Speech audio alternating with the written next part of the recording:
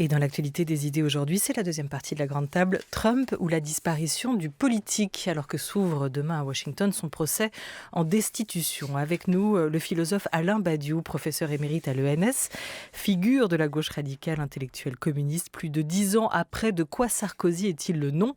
L'auteur de La République de Platon s'intéresse aujourd'hui à la personnalité du président américain. Dans un court essai sobrement intitulé Trump, où il ne ménage pas sa critique. Fin du politique, triomphe du capitalisme. Alain Badiou revient sur ce moment historique que fut son élection le 8 novembre 2016.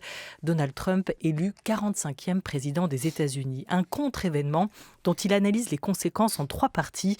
2 jours après, 2 semaines après, 3 ans après. Nous y sommes. Alain Badiou, bonjour. Bonjour. À mes côtés, Hervé Aubron du Nouveau Magazine Littéraire qui consacre dans son numéro de janvier un dossier aux 10 philosophes qui influencent le monde, pour le meilleur ou pour le pire. L'allemand Jürgen Habermas, les américaines Judith Butler ou Martha Nussbaum, le slovène marxiste Slavoj Žižek ou encore le français Alain Badiou, présenté comme l'éveilleur de toute une génération d'élèves rue d'Ulm, à la manière de Althusser, et comme celui qui aura incité la philosophie à renouer avec sa mission première, réfléchir aux fondements ultimes de notre pensée. Bonjour Hervé Aubron. Bonjour. Comment avez-vous établi cette liste? Comment devient-on un penseur influent comme Alain Badiou?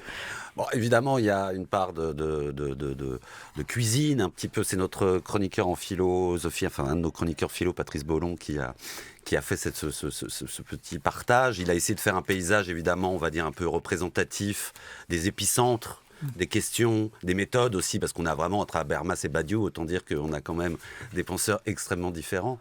Et puis, il a quand même eu recours aussi à des outils un peu plus scientifiques, entre guillemets, des outils bibliométriques, parce que le web permet quand même, ne serait-ce que par le nombre d'occurrences, les citations, etc., de mesurer quand même quantitativement le rayonnement d'un philosophe. Ce qui veut dire que la pensée d'Alain Badiou a une forte empreinte digitale. Même si les adversaires de Badiou peuvent le présenter comme un archéo, vestige Mao, etc., il a encore une très forte audience, notamment peut-être du fait de cette radicalité politique, mais aussi parce que en tant que quelqu'un qui continue à faire de la métaphysique. Voilà. Et il n'y a sur les 10 philosophes que vous avez gardés, en tout cas selon cette méthode, que 2 Français, dont Alain Badiou, et un deuxième qui est Bruno Latour. Il y aurait pu y avoir d'autres philosophes encore, mais Bruno Latour. Je voulais justement, simplement en prélude, et c'est une manière peut-être d'arriver à Trump, vous parler un petit peu de Latour et de ce que vous en faites. Parce qu'a priori, vous êtes quand même, je dirais, des penseurs assez éloignés. Vous venez d'horizons très différents. Quel usage vous avez de la lecture de Latour? Je pense que Latour, à mes yeux, est comment dirais-je, un philosophe, mais un philosophe qui nous propose quelque chose comme une véritable chronique du monde contemporain. Ce qui me plaît chez Latour, c'est qu'il est très proche des caractéristiques novatrices, enfin singulières, du monde d'aujourd'hui. Et de ce point de vue-là, j'ai souvent le sentiment que, du point de vue de mes catégories à moi, je dirais qu'il est quelque part du côté de la philosophie, sans doute, mais dans son versant anthropologique, historique et analytique. Si bien que nous ne sommes pas rivaux, à mon sens, parce que nous sommes plutôt disjoints, voilà. Et c'est la raison pour laquelle je peux m'intéresser à lui sans entrer aussitôt dans une figure polémique, parce que bien des phénomènes qu'il décrit comme des symptômes du monde contemporain, je les valide aussi en tant que tels. Donc nous partons au fond de descriptions qui sont comparables. Par ailleurs, je suis intéressé par le fait qu'il y a une tournure crypto-scientifique quand même chez lui. Il y a un mode de pensée et de procédé qui me paraît relever d'une rationalité véritable. Hervé Aubron. Simplement, ce qui est intéressant d'ailleurs, c'est que Bruno Latour, sur le fond politique, enfin sur la question politique, on a l'impression que d'ailleurs c'est quelqu'un qui était quand même, qui venait pas vraiment de la gauche à la base, mais qui va de plus en plus quand même vers, enfin il y a eu notamment son petit livre qui s'appelait Où atterrir, où clairement, c'est aussi une manière d'arriver à votre livre, il commençait à s'interroger sérieusement sur la capacité de la démocratie à affronter l'enjeu environnemental. Mais je voulais juste, en complément, vous poser précisément une question sur l'écologie. On a l'impression que vous êtes assez rétif à un certain discours écologique que vous pouvez qualifier de hochet ou de hochet idéologique. Et par exemple, dans votre livre sur Trump, vous n'évoquez pas du tout le fait que, quand même, le climato-scepticisme, sinon le climato-négationnisme de Trump est quand même quelque chose d'extrêmement prégnant. On a l'impression que c'est pas pour vous l'enjeu premier. C'est-à-dire que ce qui me gêne dans une certaine figure d'écologie, c'est qu'elle fait comme si on pouvait créer autour de ce phénomène une sorte d'unanimité neutralisant au fond les différenciations politiques. Et cela aboutit d'ailleurs au fait que tous les gouvernements font des grandes déclarations sur l'écologie, etc., tout en soutenant une inaction véritable. C'est le diagnostic qu'on fait à chaque grande conférence. Ce qui a été décidé n'est pas appliqué, etc., etc. Ce qui dément le fait qu'il y a une mobilisation unanime autour de la question climatique.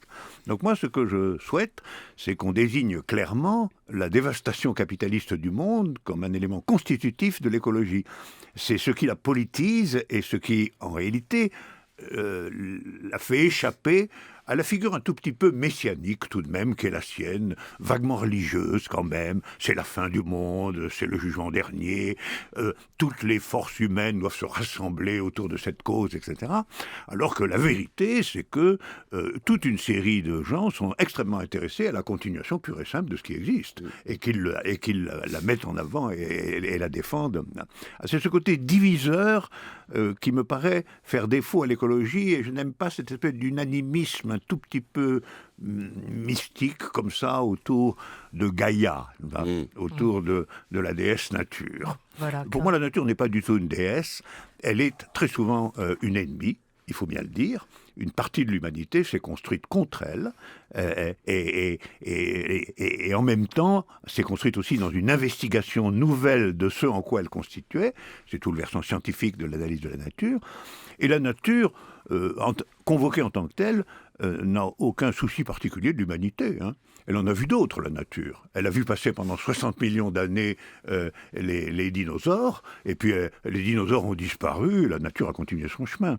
Donc il y a une complicité avec la nature qui me paraît non plus pas appréhender le véritable problème. Face à Gaïa, c'est aussi une référence, un clin d'œil à l'un des précédents essais de Bruno Latour, celui qui a précédé ou Atterrir. Est-ce que le monstre capitaliste que vous décrivez dans ce court essai qui paraît aux presses universitaires de France, Trump, Alain Badiou, est-ce que le monstre capitaliste a aussi dévoré et digérer cette question de l'environnement et de la nature? Et est-ce qu'on le verra demain, notamment au forum de Davos, où, aux côtés de Greta Thunberg, attendu, il y aura aussi Donald Trump, Oui, non, mais Donald Trump est un personnage qui peut se présenter partout. C'est une de ses capacités. C'est un côté de personnage de théâtre, comme ça, qui peut aller jouer ses scènes de façon très diverse. En plus, il peut avoir avec la même personne des rapports absolument divisés eux-mêmes. Il n'y a qu'à voir la sorte de ballet qu'il danse avec le dirigeant coréen.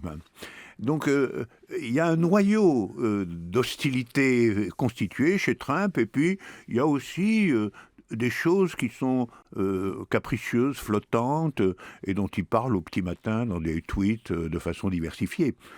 Donc, Trump est un climatologue sceptique pour l'essentiel, mais il peut aussi parader en n'importe quelle circonstance. Je suis très frappé de voir que c'est quelqu'un qui n'a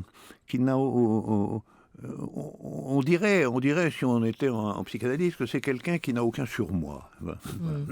Mais est-ce que l'écologie... Il n'est pas surveillé par lui-même. Est-ce que l'écologie, Alain Badiou, peut faire partie de cette alternative, de cette contradiction que vous appelez de vos voeux? Est-ce qu'elle peut être cette nouvelle idée qui peut permettre d'opposer une autre vision du monde à la vision capitaliste actuelle qui est dominante? Je pense que en quoi consiste, nous le savons quand même depuis Marx, en quoi consiste le noyau dur du capitalisme, c'est-à-dire ce qui fait qu'on peut parler de capitalisme dans des conjonctures très différenciées par ailleurs, c'est évidemment le fait que les grands moyens de production, d'échange et de distribution sont appropriés dans un registre privé.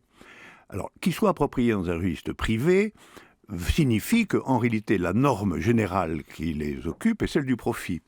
profit abstrait qui prend lui-même un tour finalement d'autonomie financière. Ça, c'est le capitalisme. Et tant que, d'une certaine manière, on n'extirpe pas le caractère absolument normatif du profit, on est dans la situation que nous connaissons depuis le 19e siècle. Et pourquoi, par exemple, y a-t-il tant d'obstacles à régler les problèmes climatiques? C'est que les régler toucherait à un état des choses de la production, de sa possession et de la distribution des richesses qui déséquilibrerait gravement l'être capitaliste du monde. Alors, cet essai, Trump, pourquoi ce titre si simple ? Pourquoi est-il si sobrement titré? Est-ce qu'aujourd'hui ce nom résonne comme une charge, tout simplement, et qu'il n'était même pas nécessaire d'en rajouter? Je pense que je traite Trump plutôt comme un symptôme, en vérité. C'est-à-dire que mon essai n'est pas tant une description des activités de Trump bien connues par tout le monde, mais c'est le nom d'un symptôme. C'est pour ça que je me dis Trump comme nom d'un symptôme. Et au fond, je me demande après de quoi, effectivement, Trump est-il le symptôme? C'est-à-dire quel est l'univers qui a rendu possible que Trump soit là comme un des symptômes du monde contemporain. C'est pour ça que je n'avais pas besoin de dire autre chose que Trump. Je dois dire aussi que le livre est entièrement marqué par sa conjoncture première, qui est une conférence que j'ai faite à Los Angeles en anglais le jour de l'élection de Trump, devant un public terrorisé, littéralement, parce que pendant toute une partie de la nuit, on a tout de même pensé, et eux pensaient que Hillary Clinton allait être élue. C'est que l'élection de Trump s'est consolidée au fil de la nuit, et j'avais donc devant moi une masse d'étudiants, d'enseignants, de professeurs, etc., qui étaient encore sous le choc de l'élection de Trump. Et donc, c'était la frappe du mot Trump, finalement, qui m'intéressait dans cette circonstance, où j'avais le sentiment de devoir quand même expliquer le symptôme. C'est-à-dire comment il se faisait que cette chose imprévisible et à leurs yeux terrible avait pu se produire.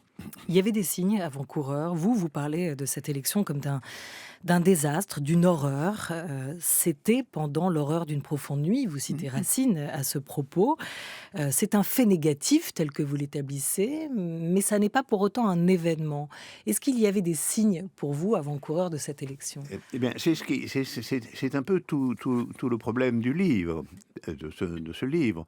Ce que je tente de dire, c'est que sans qu'il y ait à proprement parler de prodrome ou de prémisse de Trump en tant que Trump, il y a chez lui une extravagance singulière, quelque chose attestait un dérèglement du fonctionnement de la démocratie parlementaire, non seulement aux États-Unis, mais dans le monde entier. Et que Trump a surgi comme une anomalie, malgré tout, au regard de ce qui avait précédé. Et aux États-Unis tout particulièrement, parce que ça venait après une autre anomalie, mais de sens contraire malgré tout, qui était l'élection d'un président noir, avec les deux investitures d'Obama. Donc c'était à la fois violemment le contraire de ça, au sens où l'élection d'un noir, c'était tout de même quelque chose qui s'inscrivait comme une libération de la question noire au sein des États-Unis. C'était un contre-exemple. Et en même temps, ça relevait quand même d'une situation qu'on pouvait analyser, qui était une situation de dérèglement du fonctionnement des partis dans le dispositif parlementaire à échelle mondiale. Exactement comme en France, on est dans un moment où la gauche est décomposée, la droite est malade, l'extrême droite bien en cours, et que finalement on fait surgir un personnage diagonal dans la figure du président Macron. De même aux États-Unis, en réalité, l'élection de Trump est le signe d'un dérèglement profond du rapport normal entre républicains et démocrates, c'est-à-dire entre la droite et la gauche. Trump est excessif au regard de la droite elle-même, cependant que Hillary Clinton était déficitaire, si je puis dire, au regard de la gauche elle-même, et c'est dans ce contraste que s'est faufilé le succès de Trump. Une question d'Hervé Aubron du Nouveau Magazine littéraire. Oui, vous évoquez d'ailleurs quand même, vous faites pas de la politique fiction, mais pour vous quand même, Bernie Sanders aurait été le vrai adversaire face à Trump. Oui, je pense d'ailleurs que c'est de la fiction au sens où je ne pense pas du tout que Sanders aurait été élu. Hein, c'est pas ce que je pense. Mais je pense que Le vrai choix était là. voilà, ça aurait été une véritable symétrie. Euh, Ça aurait remplacé la symétrie gauche-droite par une symétrie annexe qui aurait été extrême gauche, extrême droite. Voilà. Parce que je pense qu'aujourd'hui travaille le fait que le jeu à 2 est progressivement remplacé par un jeu à 4, quelque chose comme ça. C'est-à-dire là où on avait la gauche et la droite, leurs combinaisons, leurs alliances et leurs ressemblances aussi sur le fond, on a en plus un débordement sur la droite et une esquisse de débordement sur la gauche qui crée une nouvelle situation.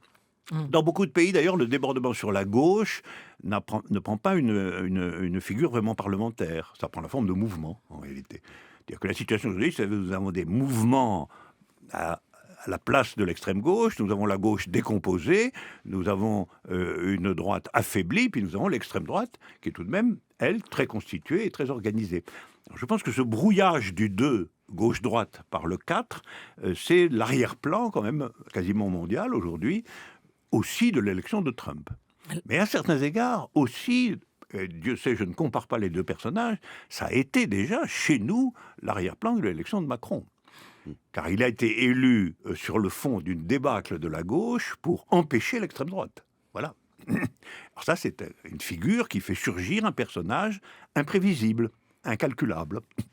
1965, François Mitterrand revient sur ce clivage gauche-droite et estime que les mots déjà sont bien vieux et ne signifient plus grand-chose. Écoutez. Qu'est-ce que le pouvoir personnel? Sinon l'abandon par près de 30 millions de citoyens français de leur destin dans les mains d'un seul homme. Sinon l'abdication de la souveraineté populaire au profit d'un guide ou d'un maître. C'est parce qu'elle a compris cela que la gauche, pour la première fois depuis 30 ans, s'est enfin réunie. C'est pour cela que pour la première fois depuis 30 ans, la gauche, autour de moi, s'est rassemblée face à une droite dominée sans doute par la personnalité du général de Gaulle, mais profondément divisée. La gauche contre la droite, peut-être pensez-vous que ces mots sont bien vieux et qu'ils ne signifient plus grand-chose. Je vous les abandonne si nous sommes d'accord sur le reste.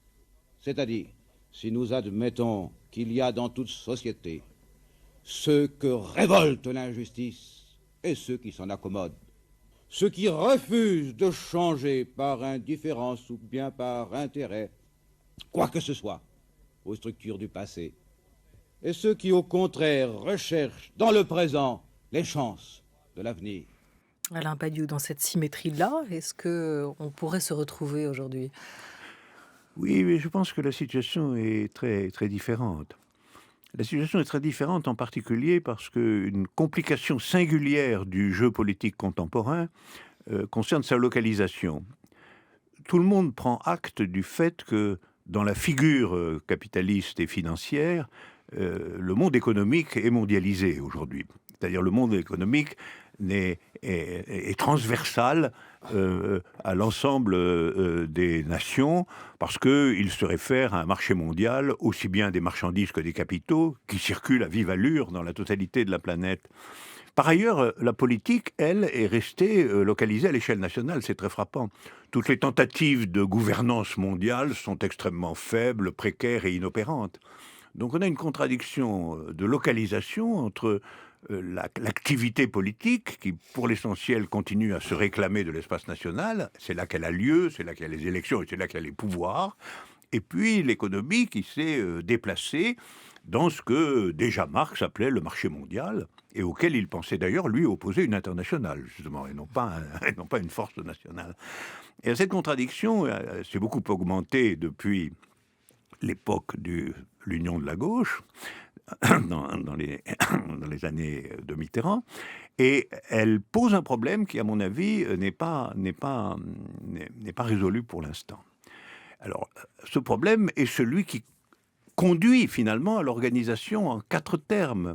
Parce que dans ces conditions-là, qu'est-ce qu'il va surgir ? Il va surgir une aile qui veut approprier chaque pays aux exigences du marché mondial, Il y a quelque chose comme ça chez Macron, il faut le dire. La modernisation de Macron, c'est tout de même de faire que la France soit un acteur complet du marché mondial. Et puis vous avez un contre-courant qui estime qu'il faut fermer la nation.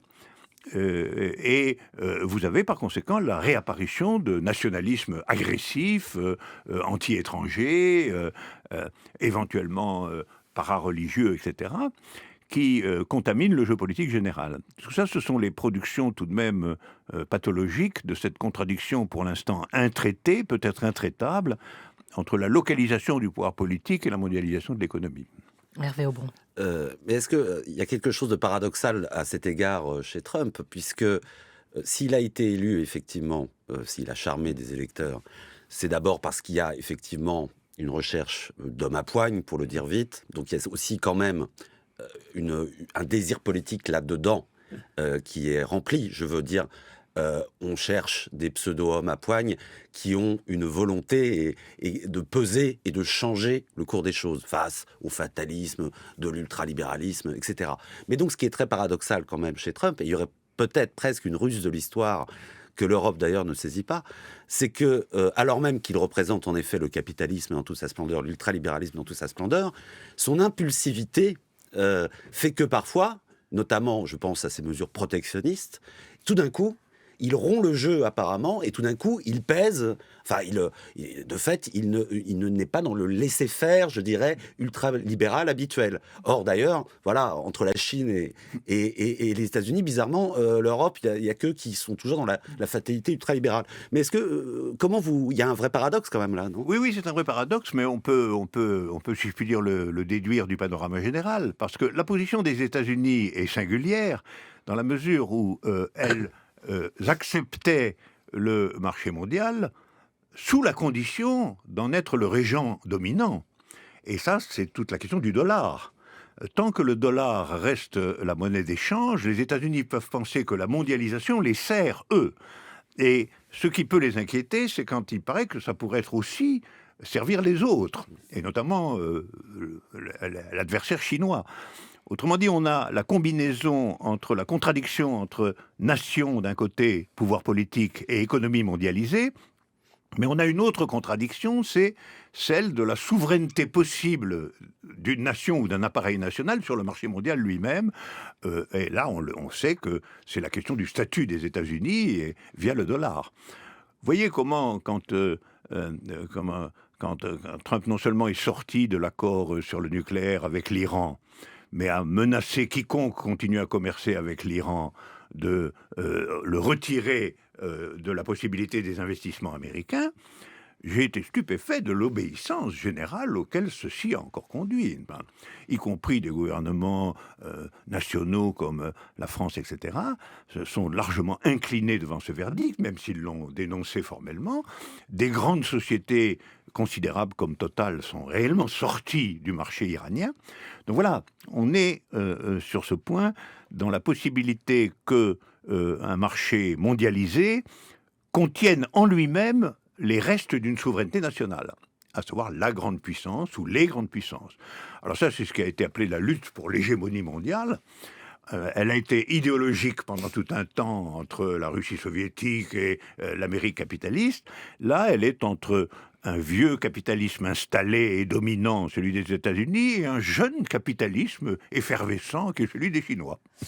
Alain Badiou, produit de la victoire mondiale du capitalisme libéral et donc de l'échec des grands États socialistes et la perte d'influence d'autres idéologies comme le communisme, vous dites que c'est cette croyance en une voie unique qui définit le moment actuel, incarné par l'élection de Donald Trump en 2016. Cette vision dominante du monde, qui a des conséquences politiques et qui se satisfait, vous le rappelez, en tout cas vous l'évoquez, des inégalités du monde actuel. Inégalité une fois encore surlignée par l'ONG Oxfam qui publie son rapport annuel aujourd'hui à la veille du forum de Davos et qui nous montre que les milliardaires les plus riches dans le monde détiennent plus d'argent que 60% de la population mondiale. Jusqu'où va-t-on accepter ça, cette inégalité-là, qui semble constitutive? Et est-ce que c'est d'une réaction possible, d'une révolte possible face à ces inégalités que vous attendez l'ouverture d'une autre voie? Je pense que sur le fond des choses, oui. Il est évident que les inégalités absolument monstrueuses et qui vont croissant à raison du principe de la concentration du capital, qui est une loi quand même du capitalisme lui-même, ces inégalités sont évidemment la source de révoltes, de protestations, parfois aveugles, parfois moins aveugles.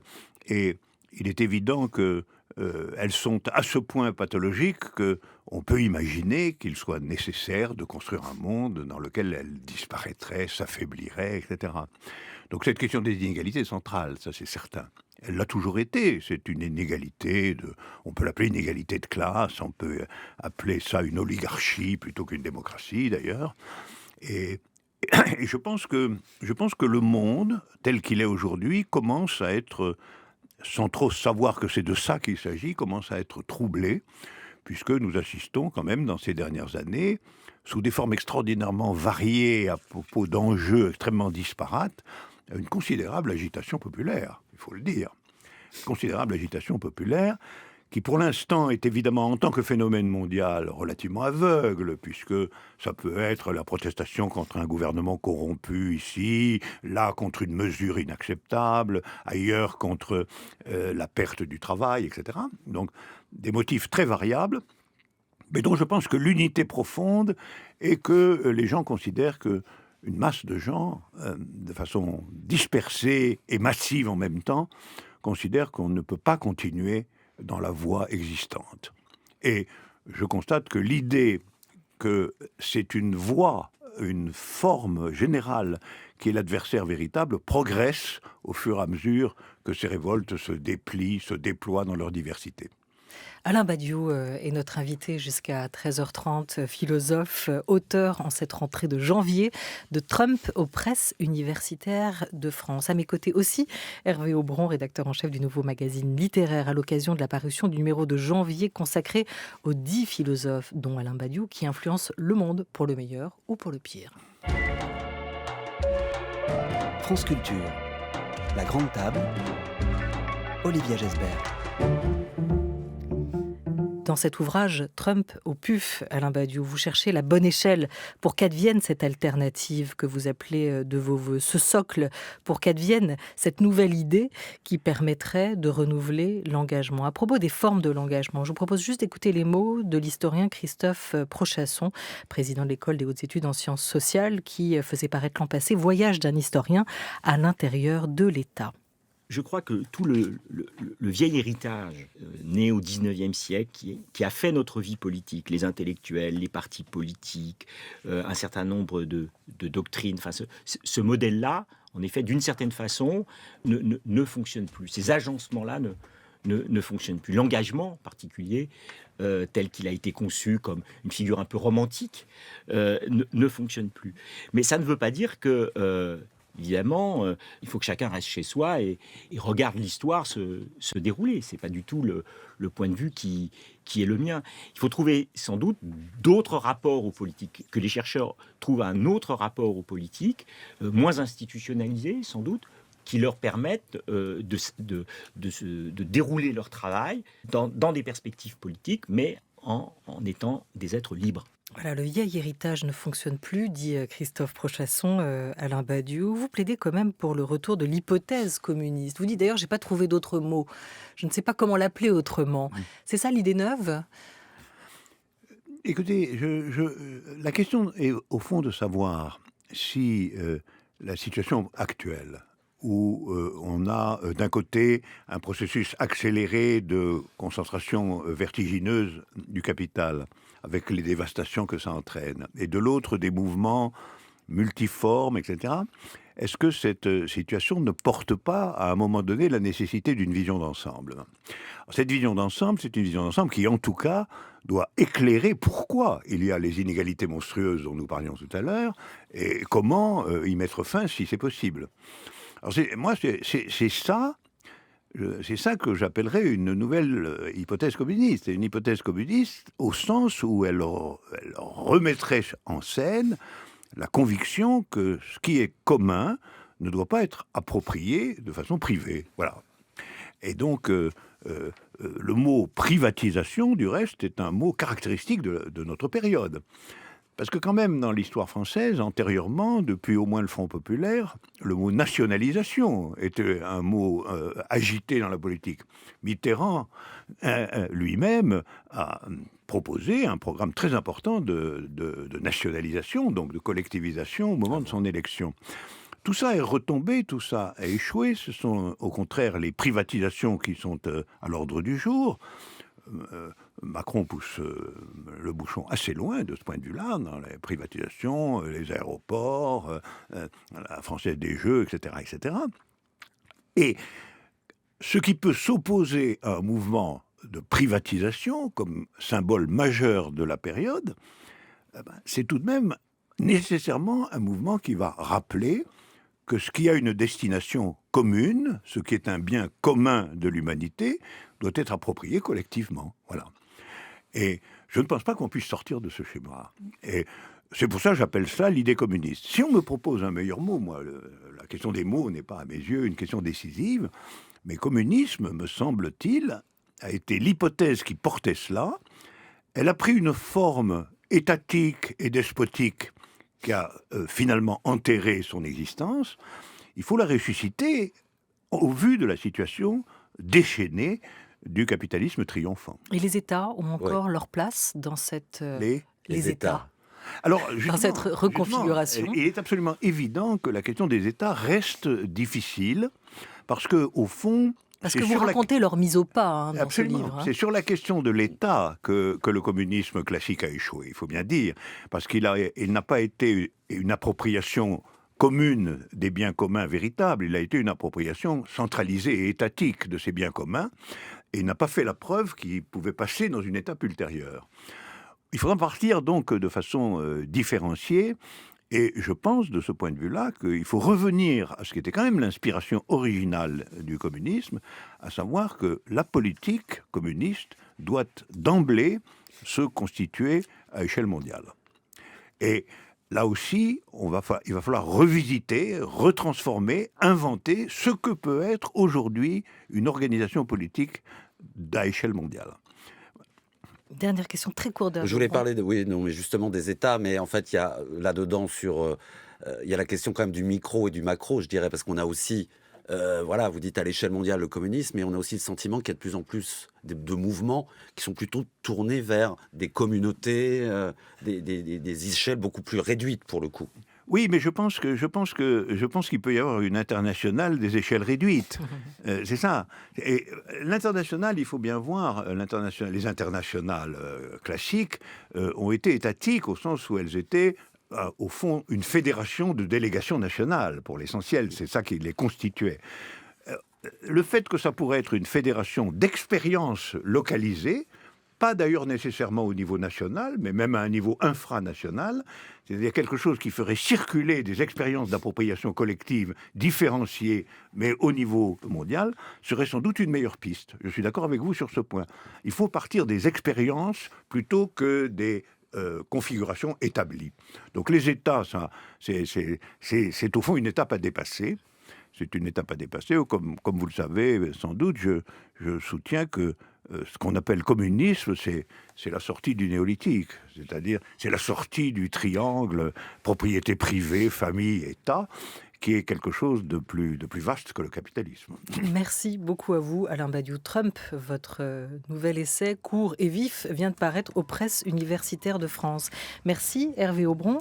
Je rappelle la sortie du numéro de janvier du nouveau magazine littéraire consacré aux 10 philosophes qui influencent le monde, avec notamment tout un dossier, un article aussi sur la pensée française à l'heure d'aujourd'hui, où on vous retrouve, Alain Badiou, ainsi que Jean-Luc Nancy, Bruno Latour ou encore Jacques Rancière, Voltaire, Georges Didier Huberman, nos philosophes et cette jeune garde à laquelle vous prêtez aussi attention. Merci à tous les deux d'avoir été avec nous autour de cette grande table et à toute l'équipe qui attaque cette nouvelle semaine, à Oriane Delacroix, Jean-Christophe Brianchon, Henri Leblanc et Laura Dutèche-Pérez, avec l'aide précieuse de François Bréus et de Sophie Marty. À la réalisation aujourd'hui, c'était Gilles Blanchard avec Olivier Arnay, à la vidéo Swat Boukorsa et Cindy Legrumelec. Bel après-midi sur Culture.